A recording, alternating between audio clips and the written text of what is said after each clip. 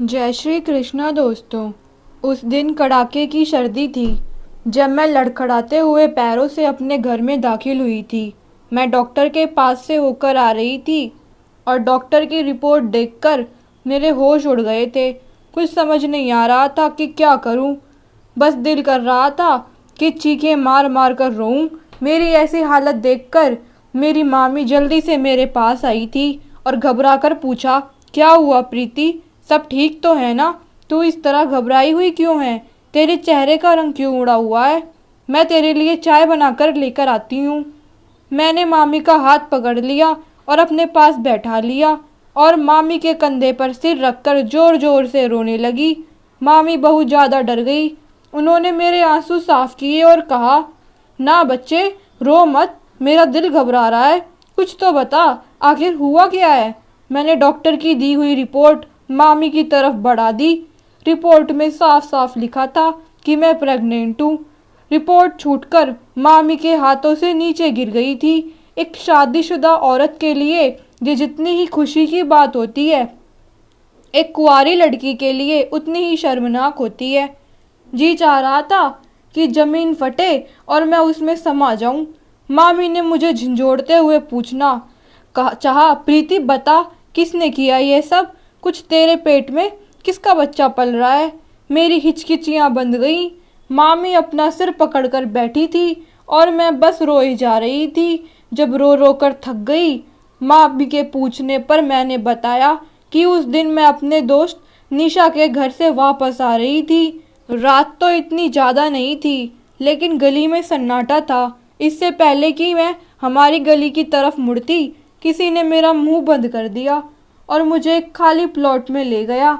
वहाँ उस आदमी ने मेरे साथ यह सब कुछ कर दिया। मैंने बदनामी के डर के मारे किसी को कुछ नहीं बताया।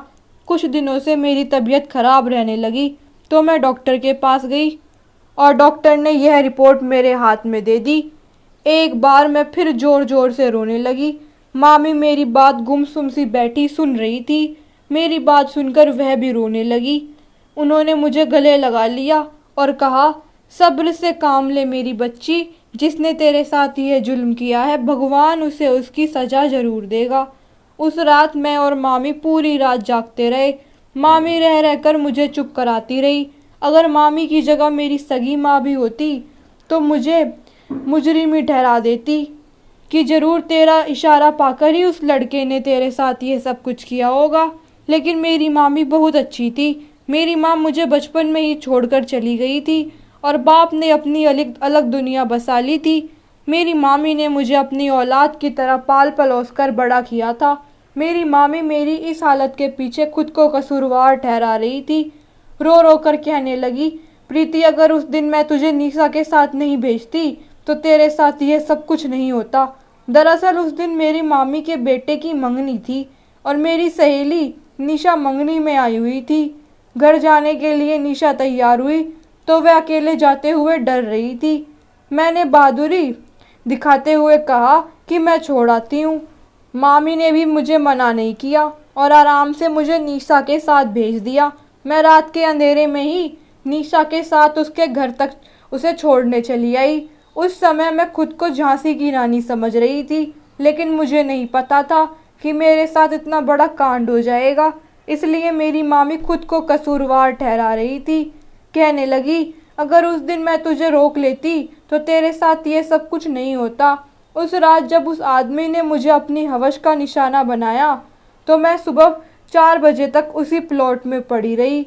मैं अपनी किस्मत पर आंसू बहा रही थी कि तभी एक औरत ने आकर मुझे कंधे से हिलाया था और कहा था, बेटी, यहाँ अकेली क्या कर रही हो? अपने घर जाओ, अंधेरा था। मैं उस औरत को पहचान नहीं पाई। मैंने उस औरत से कहा कि मैं घर का रास्ता भटक गई हूँ। उस औरत ने कहा कि चलो, मैं तुम्हें अपनी गाड़ी से तुम्हारे घर तक छोड़ देती हूँ। उसने मुझे गाड़ी में बिठाया। उस औरत का पति गाड़ी चला रहा था। वह दोनों पति पत्नी मुझे मेरे घर के दरवाजे पर छोड़कर चले गए थे। फंक्शन की वजह से घर के सारे लोग थकावट से सोए पड़े थे। मैं चुपचाप अपने कमरे में जाकर लेट गई। बदनामी के डर से मैंने किसी को कुछ नहीं बताया। हमारे मोहल्ले में एक बार और ऐसा हुआ था। एक लड़की के साथ यही सब कुछ हुआ था। उस लड़की ने चीख चीख कर पूरे मोहल्ले को हिला दिया था। वह लड़का तो भाग गया, लेकिन पूरे मोहल्ले में उस लड़की पर और उस लड़की के परिवार वालों पर थू थू की। यही तो हमारे समाज की विडंबना है। जो मुजरिम है वह साफ बच जाता है, और जो मासूम लड़कियां हैं कुछ ना करते हुए भी बदनाम हो जाती हैं। उस लड़की का परिवार भी बदनाम हो गया। पूरे मोहल्ले वालों ने उस परिवार से नाता सब खत्म कर दिया। एक रोज तंग आकर वह परिवार ही मोहल्ला छोड़कर रात के अंधेरे में कहीं चला गया। उस बात को याद करते हुए मैंने अपनी बात किसी को नहीं बताई, बस अंदर ही अंदर दुख के घूंट पीती रही। मामी को भी नहीं बताई। मामी शादी की तैयारियों में बिजी थी और मैं अपनी बात बताकर उन्हें दुखी नहीं करना चाहती थी, लेकिन अब मैं चुप चुप रहने लगी थी। मामी ने भी ध्यान नहीं दिया था, क्योंकि मंगनी के एक हफ्ते बाद ही शादी थी। मामी शादी की तैयारियों में बिजी थी और फिर शादी भी हो गई। मेरी पूरी ज़िंदगी शायद इसी उदासी में गुजर जाती अगर मेरी तबीयत ख़राब नहीं रहने लगती तो। कुछ दिन से मेरी तबीयत गिरी गिरी सी रहने लगी थी। कुछ खाने का मन नहीं करता था। कमज़ोरी भी बहुत महसूस होती थी। फिर मामी ने कहा, जाकर डॉक्टर को चेक कराओ, कहीं कोई अंदरूनी बीमारी ना हो। लेकिन मैं बात टालती रही और एक दिन मामी ने कहा, चलो मैं तुम्हें डॉक्टर के पास लेकर चलती हूँ। लेकिन मैंने मना कर दिया कि मैं खुद ही डॉक्टर को दिखा दूंगी। पता नहीं क्यों अंदर से मेरा दिल घबरा रहा था। मुझे किसी अनहोनी का एहसास होने लगा। भैया और भाभी हनीमून के लिए बाहर गए हुए थे। घर में मैं और मामी ही थी। जब मैं डॉक्टर के पास गई और डॉक्टर ने यह रिपोर्ट मेरे हाथ में थमा दी, मैं तो मामी के सामने आने की हिम्मत ही नहीं कर पा रही थी। वह मेरी माँ नहीं, मामी थी। मुझे लग रहा था वो मेरी सगी माँ नहीं है। पता नहीं मुझे कितनी बातें सुनाएंगी, मुझे ही कसूरवार ठहरा देंगी। लेकिन मेरी मामी ने तो मुझसे एक शब्द भी नहीं कहा। उल्टा उन्होंने मेरी हिम्मत बनाई। मुझे खुद पर शर्म आने लगी कि कभी अपनी मामी को वह दर्जा नहीं दे सकी जो एक माँ का होता है। हालांकि मेरी मामी ने बचपन से ही मुझे माँ की मोहब्बत दी थी। मेरी मामी का एक ही बेटा था और उस बेटे के बाद वह कभी दोबारा माँ नहीं बन सकी। उन्होंने अपनी बेटी की कमी मुझसे पूरी की थी। मामी के लाख कहने पर भी मैं मामी को माँ नहीं बल्कि मामी ही बुलाती थी, क्योंकि मेरे दिल में ये एहसास कहीं बैठा हुआ था कि वो मेरी माँ नहीं, मामी है। आज मामी की तड़प अपने लिए देखी तो दिल भर आया। इतना तो मेरी माँ भी मेरा इस समय साथ नहीं देती। मैं मामी के गले लगकर फूट फूट कर रो रही थी। आज मुझे मामी में मेरी माँ नज़र आ रही थी। 2-3 दिन ऐसे ही निकल गए। मेरी मामी ने मेरा बहुत ध्यान रखा। मामा भी घर पर आ चुके थे, लेकिन मामी ने उन्हें कुछ नहीं बताया था। एक दिन मामी ने मुझसे कहा, चलो प्रीति हॉस्पिटल चलते हैं। मैं मामी के इरादे भाप चुकी थी और मैंने फ़ौरन मना कर दिया। मैंने कहा, नहीं मामी, मैं ये गुनाह नहीं करूँगी। भले ही उस आदमी ने मेरे साथ गुनाह किया है, लेकिन इस सब में इस बच्चे का क्या कसूर? इस दुनिया में आने से पहले ही मैं उसे मार नहीं सकती। इस बच्चे को भी इस दुनिया में आने का हक है। ये मायने नहीं रखता कि उसे कैसे लाया गया, और अब बच्चा मेरे शरीर का एक हिस्सा बन गया है। मेरी बात सुनकर मामी ने अपना सर पीट लिया। प्रीति, ये कैसी बातें कर रही हो? तुझे पता है तेरा बच्चा नाजायज बच्चा कहलाया जाएगा। लोग तुझे उसके बाप का नाम पूछेंगे तुझसे। क्या दुनिया वालों को जवाब दे पाएगी? तेरा बच्चा जब बड़ा होगा और लोग उस पर उंगली उठाएंगे, उससे उसके बाप का नाम पूछेंगे, और जब तेरा बच्चा तेरे सामने खड़ा होकर तुझसे अपने बाप के बारे में पूछेगा तो तू उसे क्या जवाब देगी? बड़ा होकर तेरा बच्चा ही तेरे कैरेक्टर पर उंगली उठाएगा तो तू उसे क्या मुंह दिखाएगी? मुझे कुछ नहीं पता मामी, लेकिन मैं इस मासूम को इस दुनिया में आने से नहीं रोक सकती। मैं रोती हुई अपने कमरे में भाग गई। मामी मुझे बेबसी से आवाज़ देती रह गई। अपने कमरे में आकर मैं फूट फूट कर रोने लगी। रोते रोते मेरी आंख लग गई। मामी की आवाज़ पर मेरी आंख खुली तो वो मुझे आवाज़ लगा रही थी, प्रीति जल्दी से उठ जा, तेरे लिए बहुत बड़ी खुशखबरी है। मैं जल्दी से उठकर बैठी। पता नहीं मेरी ज़िंदगी में ऐसी कौन सी खुशखबरी आ गई जो मामी इतनी खुश हो रही थी। मामी बोली, प्रीति तेरे लिए एक बहुत ही अच्छा रिश्ता आया है और यह रिश्ता मुझे लगता है भगवान की तरफ से भेजा गया रिश्ता है, क्योंकि तू अबॉर्शन कराना नहीं चाहती तो दूसरा रास्ता इससे निपटने का यही है कि तू शादी कर ले। और देखो भगवान ऐसे मौके पर तेरे लिए रिश्ता भी दे दिया। रिश्ता मुझे बहुत पसंद है क्योंकि रिश्ता मेरी सहेली के अपने बेटे का लेकर आई है। मेरी सहेली बहुत अच्छी है, वह तुझे बहुत खुश रखेगी, बिल्कुल माँ का प्यार देगी। लड़का विदेश में रहता है, अच्छे पैसे कमाता है, घर में सिर्फ बूढ़े माँ बाप हैं। उन्होंने तुझे किसी शादी पर देखा था और तुझे अपने बेटे के लिए पसंद कर बैठे। मैं हैरत से आंखें फाड़े मामी को देख रही थी। मैंने मामी से कहा, लेकिन मामी यह तो गलत होगा, उन लोगों को धोखे में रखकर हम ये शादी नहीं कर सकते। मेरी मामी ने यह बात सुनकर मेरे सिर पर एक और धमाका किया। कहने लगी, मैं शांता को तुम्हारी सच्चाई बता चुकी हूँ कि तुम प्रेग्नेंट हो और यह सब तुम्हारे साथ किसी ने ज़बरदस्ती किया था। शांता को इस बात से कोई एतराज़ नहीं है। मेरी खातिर और मेरी इज्जत बचाने के खातिर तुमसे अपने बेटे की शादी कराने के लिए तैयार है। मैं हैरत से मामी की बातें सुन रही थी। आज के ज़माने में भला कोई कैसे हो सकता है इतना अच्छा। मैंने मामी से कहा, मामी मैं अपनी तसल्ली के लिए आपकी सहेली से मिलना चाहती हूँ और उनसे अपने मुंह से कहना चाहती हूँ कि मैं शादी से पहले ही प्रेग्नेंट हो चुकी हूँ। मामी ने मुझे दुख से देखा। प्रीति, तुझे मुझ पर विश्वास नहीं है? मैंने कहा, नहीं मामी, मुझे विश्वास है, लेकिन मैं उस औरत से एक बार मिलना चाहती हूँ। मामी के कहने पर शांता आंटी एक बार फिर से हमारे घर आई थी। आते ही उन्होंने मुझे ढेर सारा प्यार किया और शगुन की अंगूठी मेरी उंगली में पहना दी। जब मैंने अपने बारे में सच्चाई बताई तो उन्होंने मुस्कुराकर मुझे सीने से लगा लिया और कहा, मुझे सब पता है, फिर भी मैं तुम्हें अपनी बहू बनाना चाहती हूँ। बस यह बात तुम मेरे बेटे को मत बताना। खैर, शादी के लिए मैं राजी हो गई और अगले हफ्ते ही मेरी शादी भी हो गई। इतने कम दिनों में मामी ने इतनी सारी तैयारियां कर रखी थी। ना जाने कितना दहेज वो मेरे बचपन से ही मेरे लिए जोड़ जोड़ कर रख रही थी। शादी में बिल्कुल भी मेहमान नहीं थे, क्योंकि जिनको भी कार्ड भेजे गए सबने फ़ोन कर कर यही कहा कि अभी तो तुम्हारे बेटे की शादी में आए थे, अब बच्चों को इतनी जल्दी छुट्टियां नहीं मिल सकती। अगर प्रीति की भी शादी की इतनी जल्दी करनी थी तो दोनों को एक साथ ही निपटा देती, कम से कम बार बार छुट्टियां तो नहीं करनी पड़ती। जिस पर मामी ने कहा, कोई बात नहीं, बच्चों की पढ़ाई का नुकसान नहीं होना चाहिए। अगली बार जब छुट्टियों में आओगे तो सबको एक बार में ही अच्छी सी दावत दे दूंगी। शादी करके मैं अपने ससुराल आ गई। मेरी सास बहुत ही अच्छी थी। मेरे घर में कदम रखते ही मेरी सास ने मेरे ऊपर पैसे निछावर करके गरीबों में बांट दिए थे और खुशी खुशी अपने रिश्तेदारों से मुझे मिलवा रही थी। हर किसी से कहती, देखो मेरी बहू चांद का टुकड़ा है। इतनी अच्छी सास पाकर मुझे अपनी किस्मत पर गर्व हो रहा था, लेकिन मैं अपने पति से अभी तक नहीं मिली थी। रात होते ही मुझे अजीत के कमरे में पहुंचा दिया गया। अजीत जब कमरे में आए तो उनका रवैया भी मेरे साथ अच्छा ही था। उन्होंने मुझसे कहा कि अभी तो मुझे 4-5 दिन में ही अमेरिका जाना ज़रूरी है, लेकिन कुछ दिनों में मैं तुम्हें वहाँ बुला लूँगा।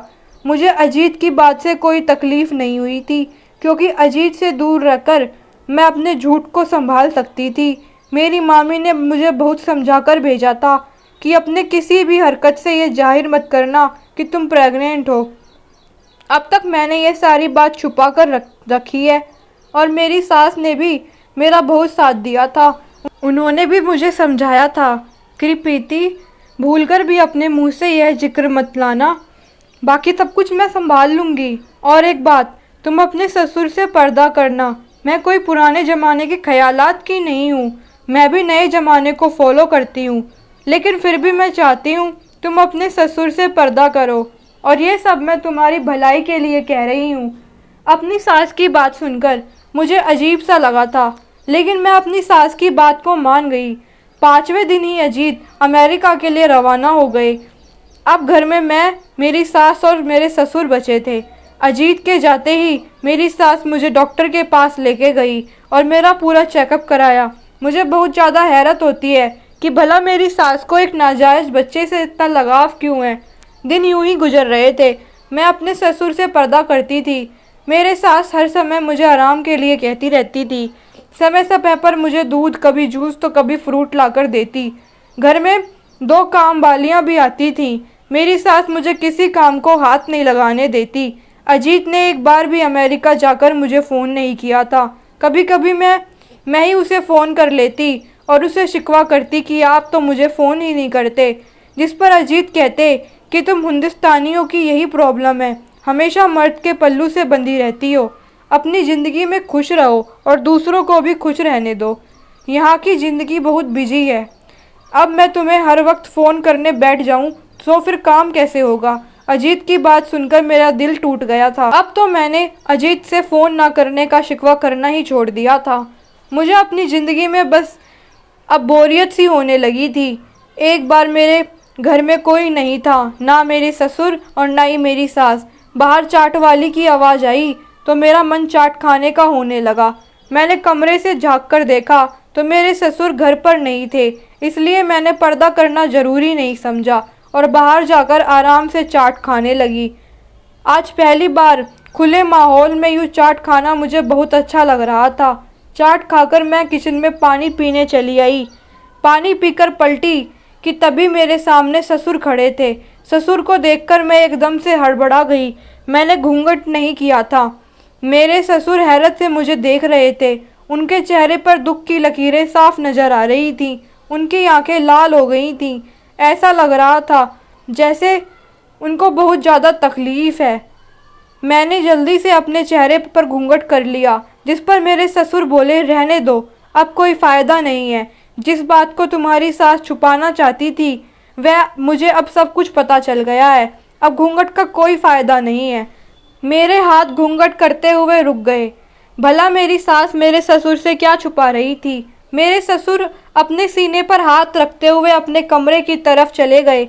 इतनी देर में ही मेरी सास भी आ गई थी। मैंने जब अपनी सास को बताया कि पापा जी की तबीयत तो ठीक नहीं लग रही थी, तो वो घबराकर मेरे ससुर के कमरे में पहुंची। मैं भी पीछे पीछे गई। मेरे ससुर अपना सीना मसल रहे थे।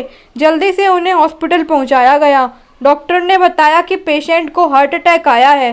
भगवान की कृपा से पेशेंट अभी बच गया है, लेकिन कोशिश करें कि आगे से उन्हें कोई स्ट्रेस ना हो। मेरी सास बाहर पड़ी कुर्सियों पर बैठी आंसू बहा रही थी। मैं उनके पास बैठ गई और हाथ जोड़कर माफ़ी मांगते हुए बोली, मम्मी जी मुझे माफ़ कर दो, मेरी वजह से पापा जी को हार्ट अटैक आ गया। क्योंकि आज घूंघट मेरे चेहरे से हट गया था और पापा जी ने मुझे देख लिया था। उसके बाद ही पापा जी की तबीयत तो खराब होने लगी। मेरी बात सुनकर मेरी सास ने अपना मुंह हाथों में छुपा लिया था और भी ज़्यादा रोने लगी। नहीं प्रीति, तुम्हारे ससुर को तुम्हारी वजह से हार्ट अटैक नहीं आया। तुम्हारे ससुर को अटैक अजीत की वजह से आया है।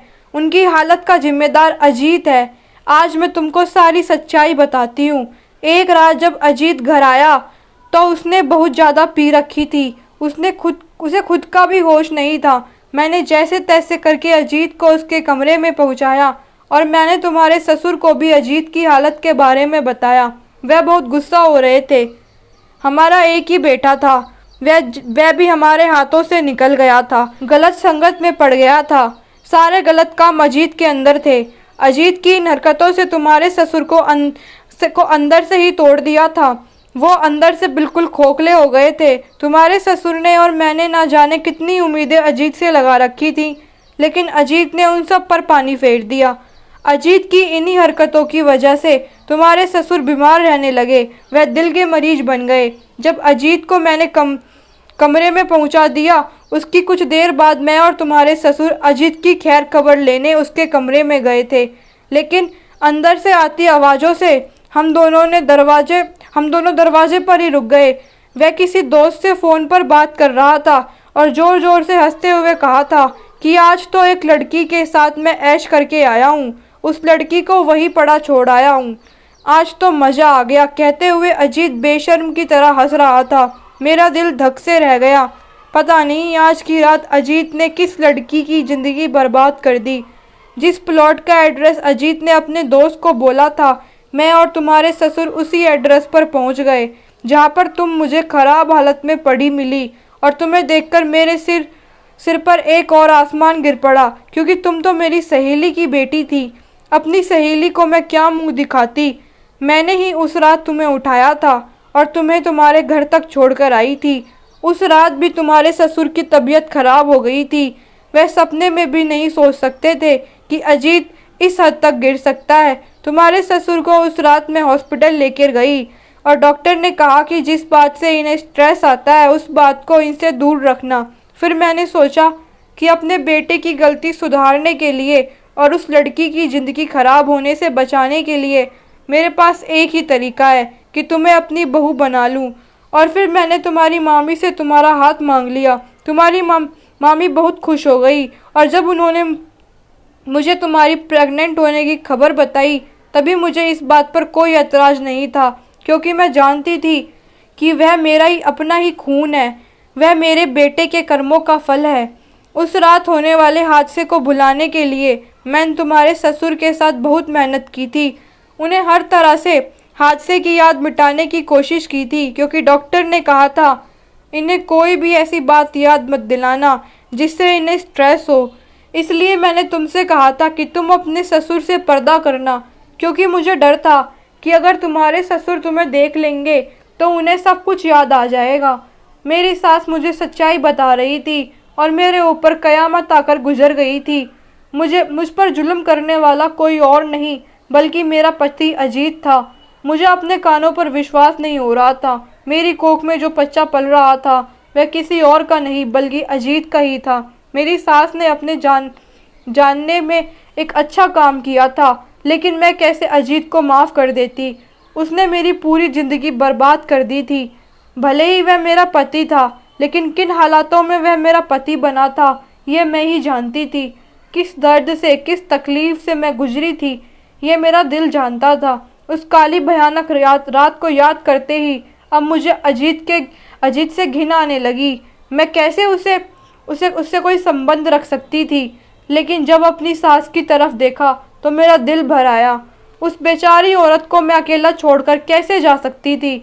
उसका इकलौता बेटा जिसने अपने बूढ़े माँ बाप का भी ख्याल नहीं किया और अमेरिका जाकर बस गया।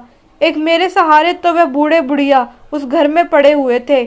फिर मैंने अपना इरादा उस घर को छोड़कर जाने का छोड़ दिया, लेकिन मैंने अपने सारे रिश्ते नाते अजीत से ख़त्म कर लिए। इस चकाचौंध दुनिया में मगन था वो। मैंने अजीत से क्या दूरी बनाई, अजीत ने कभी लौटकर मेरी तरफ खबर नहीं ली, और मुझे इस बात की कोई परवाह भी नहीं थी। कुछ समय बाद मैंने एक बेटे को जन्म दिया, और अब मेरा बेटा ही मेरा सब कुछ था। वह अपनी दादी की आंखों का तारा, अपने दादा की जान और मेरे दिल की धड़कन था। मेरी ज़िंदगी का एक ही लक्ष्य है कि मैं अपने बेटे की ऐसी परवरिश करूं जिसमें मैं उसे सिखा सकूं कि औरत की इज्जत करनी चाहिए, ना कि उसे खिलौना समझना चाहिए।